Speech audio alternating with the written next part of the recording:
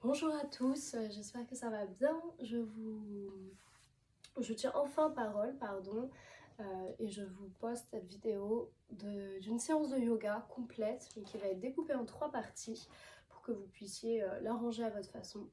Autrement dit, je vais vous proposer une première partie qui est dédiée à l'échauffement et à des exercices d'étirement, qui peuvent être intéressants après une séance de sport ou même le matin ou le soir, peu importe, si vous ne souhaitez pas forcément réaliser une séance complète. Ensuite, vous aurez une deuxième partie qui est dédiée cette fois-ci au flow, à la partie d'enchaînement de postures. Donc c'est une séance qui est plus orientée vinyasa. Et la dernière partie est consacrée à une méditation guidée. On va commencer sans plus tarder. Vous n'aurez pas besoin d'accessoires particuliers, hormis un coussin pour vous asseoir dessus et ajuster les postures au besoin. Peut-être vous pourrez aussi vous munir, si vous en avez, de blocs. Vous pourrez aussi vous munir de blocs ou de briques comme ceci au besoin, si vous avez besoin de vous équilibrer un petit peu plus.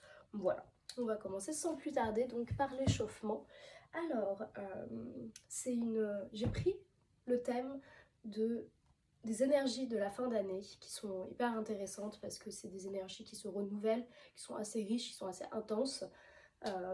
Et donc là, c'est vraiment un moyen pour vous de vous recentrer sur vous-même, même si on pense beaucoup aux autres, notamment au moment des fêtes. C'est aussi un moment pour penser à soi, je pense. Voilà. Donc on va commencer sans plus tarder. Je vous laisse vous placer sur votre tapis. On va commencer tout doucement à 4 pattes. On va commencer à s'échauffer les poignets. Donc vous allez faire des petits piétinés avec vos mains, tout simplement, dans tous les sens. Vous voyez, je pointe mes doigts dans toutes les directions pour échauffer les articulations au niveau du poignet. Et je fais aussi au niveau du dos de la main et commencer aussi à sentir le poids sur votre main. Un petit invité aussi, un petit lutin de Noël qui veut un peu d'attention. Donc, vous poursuivez quelques instants, puis vous allez vous mettre à 4 pattes, donc les mains bien en dessous des épaules, et vous allez faire des petits tours comme ça, dans le sens des aiguilles d'une montre, dans le sens contraire. Dans tous les cas, on ira dans l'autre sens après. Ça va permettre aussi de sentir un peu plus le poids sur nos mains, puisque au moment du flow, à la fin du flow plutôt, vous aurez une peak pose à réaliser, une posture finale si vous préférez, qui est la posture du corbeau. Donc une posture sur les mains en équilibre qui demande quand même beaucoup de gainage et qui demande de l'équilibre sur les mains, même si c'est pas le principal, mais tout le poids se retrouve concrètement sur les poignets. Donc il faut faire attention. Donc voilà, je vous laisse quelques instants de plus faire des petites rotations dans le sens contraire. Puis, hop, on va venir s'asseoir sur nos talons, doucement. On va venir s'étirer un instant, grandir, grandir, grandir. Lorsque vous grandissez, je vous parle de la colonne vertébrale. Je ne parle pas des épaules qui doivent être hautes. Les épaules restent toujours basses. Les épaules restent toujours basses en yoga parce qu'il faut quand même avoir une connexion entre les omoplates. Donc mes bras ne sont pas forcément très hauts. On garde toujours une belle ouverture au niveau du thorax. Vous ressentez peut-être que je suis un petit peu malade. Je suis à la fin, mais j'ai encore le nez bouché. Donc si je parle du nez et que je tousse, ne m'en voulez pas. Vous vous êtes étiré un instant. Vous allez venir vous projeter à l'avant et venir en Balasana. Balasana, c'est une posture très classique, une posture de repos en yoga. Vous allez vous asseoir sur vos talons, écarter les genoux à la largeur que vous souhaitez, qui vous sera le plus confortable. Et gardez toujours cette connexion entre les doigts de pied. Les gros doigts de pied se touchent, vous grandissez et vous allez vous projeter à l'avant pour vous étirer, détendre le dos surtout. Votre front est au sol.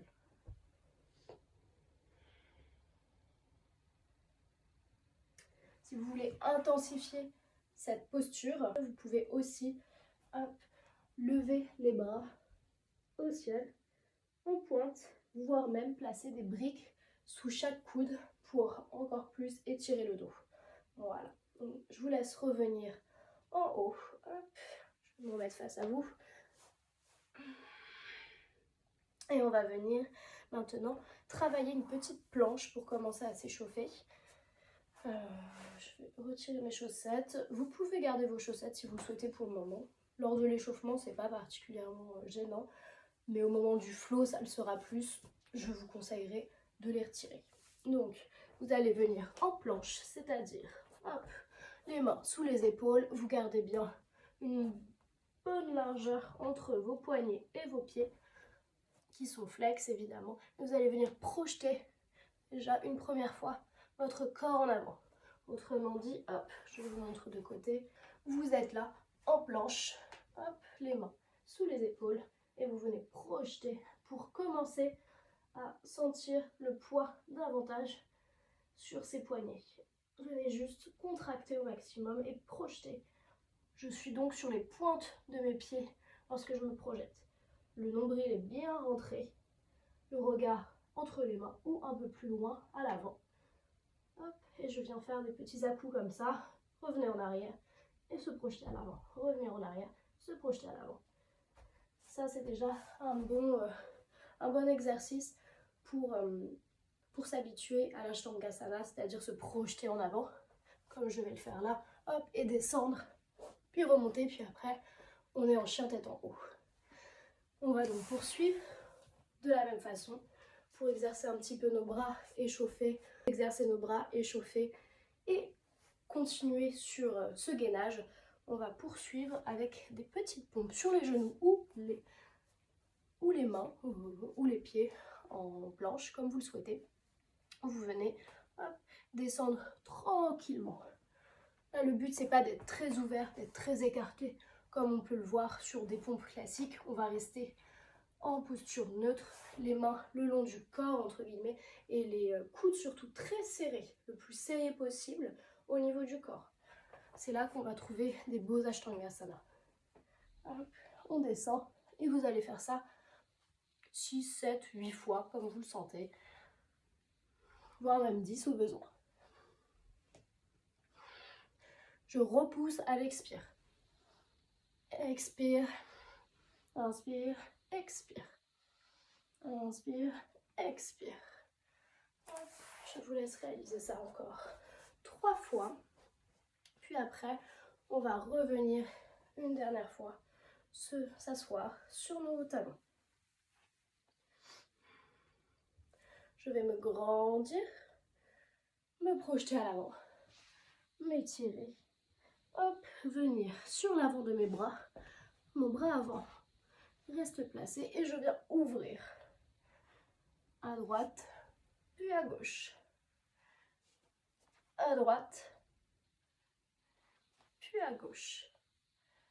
Même chose, cette fois-ci sur les mains se replacent sous les épaules, j'ouvre en grand et cette fois-ci je ne vais pas redescendre directement, je vais venir hop, passer sous le bras gauche, torsion, le bras gauche se lève au ciel, le regard se lève au ciel, je suis toujours sur les genoux, je peux même venir appuyer encore plus cette torsion en appuyant avec ma main droite sur le sol, repousser le sol et pousser dans cette torsion. Hop, je reviens, main au sol et je fais même chose de l'autre côté. J'ouvre le bras gauche, je passe sous le bras droit et je viens ouvrir avec le bras droit. Et je repousse le sol. Torsion. Très bien. Hop. On va venir maintenant monter en posture de la montagne à l'avant de son tapis. Vous venez donc en posture de la montagne à l'avant de votre tapis. Puis on va ouvrir un petit peu les hanches et commencer à travailler aussi sur notre stabilité. Je vais remonter un petit peu mon pantalon pour que vous puissiez voir mes pieds. 3 points d'appui qui sont très importants au niveau des pieds. On va avoir la grosse boule qui se trouve sur l'extérieur du pied, la grosse boule qui se trouve en dessous du gros orteil et évidemment le talon. Et après, pour stabiliser tout ça, les doigts de pied qui viennent s'ouvrir le plus en éventail possible et qui viennent agripper le sol. Ça sera la même chose pour la main. On va avoir le côté extérieur, la tranche extérieure de votre main évidemment l'articulation qui se trouve sous votre gros pouce, pardon, et nos doigts qui viennent vraiment stabiliser et agripper le sol. Ça sera très important lorsque vous effectuerez ou vous tenterez d'effectuer le corbeau, la posture finale qu'on fera lors de notre flow. Je reprends donc, je vais commencer par transférer mon poids sur la jambe droite, vous voyez, hop, mes doigts de pied sont agrippés, comme ça je peux lever et être libre de faire ce que je veux avec cette jambe gauche. La jambe droite reste stable. Avec ça, évidemment, gardez une contraction, gardez un alignement de tout votre corps. Sans ça, vous serez moins stable et vous pourrez être moins libre de vos mouvements sur cette jambe gauche. Donc, je fais le transfert de poids, je lève mon genou gauche et je vais tout simplement faire des petits cercles avec mon genou pour commencer à échauffer l'articulation de la hanche.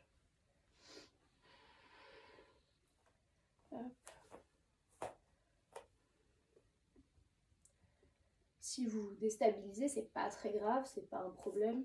Moi, la première, je suis pas très bonne en équilibre, mais essayez de rester le plus stable possible, essayez de garder cet ancrage au sol.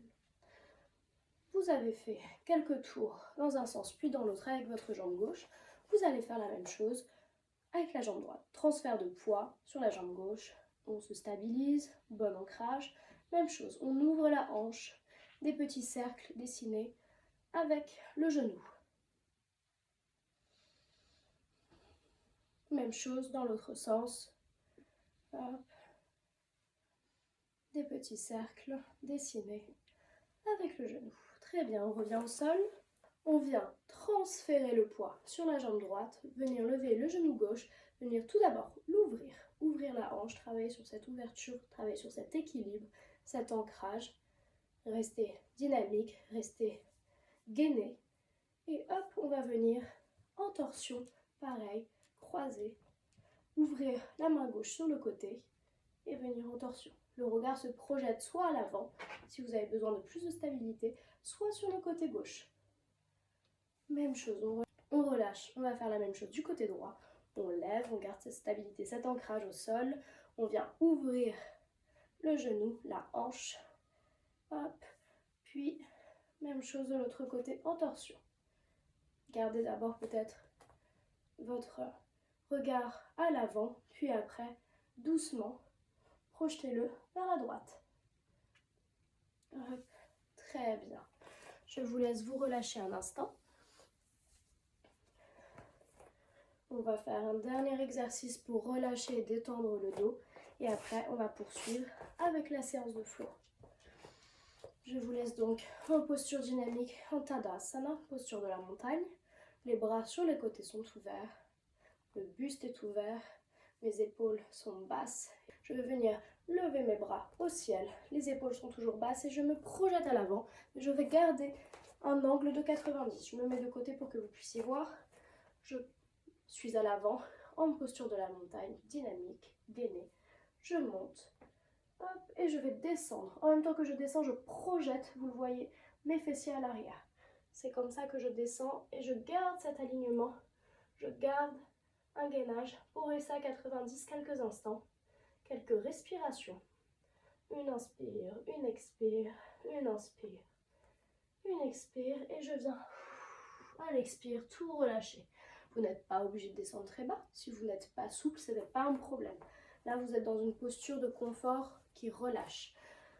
Donc, vous pouvez même plier au besoin vos genoux et venir vous asseoir un peu dans cette posture. Prendre vos coudes de part et d'autre dans vos mains et relâcher le dos, relâcher la nuque, relâcher tout. Laissez le poids détendre votre colonne. Laissez le poids faire de la place entre vos vertèbres. Restez dans cette posture encore quelques instants.